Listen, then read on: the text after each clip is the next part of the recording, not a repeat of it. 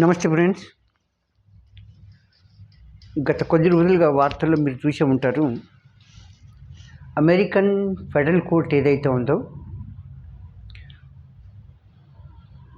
6-3తో Donald Trump విధించిన టారిఫ్లను కొట్టివేసింది. ఇవన్నీ కూడా international economic emergency power act కిందికి రావు కాబట్టి మీరు ఇలాంటి టారిఫ్లు విధించకూడదు అని చెప్పి కొట్టేయడంతో కోర్టును కూడా తిట్టుకున్నాడు. ఇన్కాంపిటెంట్ అని అన్నాడు, మెడ్లింగ్ విత్ లా అని అన్నాడు, ఏమేమో నోటుకు వచ్చినట్టు మాట్లాడాడు అని కోర్టు ఇంకో మాట కూడా చెప్పింది. 10% వరకు మీరు టారిఫ్ విధించుకునే వెసులుబాటు ఉంది అని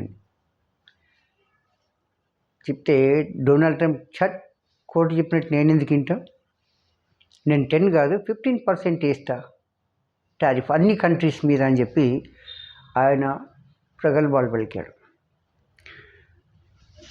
దాంతో ఎప్పుడైతే కోర్టు తీర్పు ఇచ్చిందో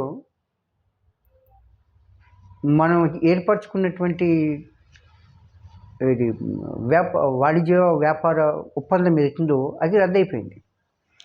దాంతో 15% విధించుకోవాలి అని చెప్పి డొనాల్డ్ ట్రంప్ మనల్ని రమ్మని చెప్తే మనల్ని ఉలుపులేదు పలుకులేదు, అంటే ఇండియా నుంచి ఎలాంటి సమాధానం లేదు. దాంతో కంగారు పడిపోయాడు ట్రంప్. పడిపోయి సీక్రెట్గా ఆయన వాణిజ్య మంత్రిని పంపించాడు భారత్కి, హవర్డ్ లుట్నిక్ ఆయన పేరు, వాణిజ్య మంత్రి. ఈయన సీక్రెట్గా ఇండియాకు వచ్చి ఎలాంటి హడావిడి లేదు, ఏమీ లేదు.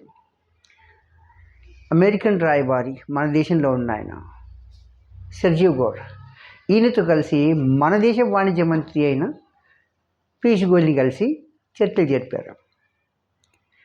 ఈ లుట్నిక్ ఎవరో మీకు బాగా ఐడియా ఉందా?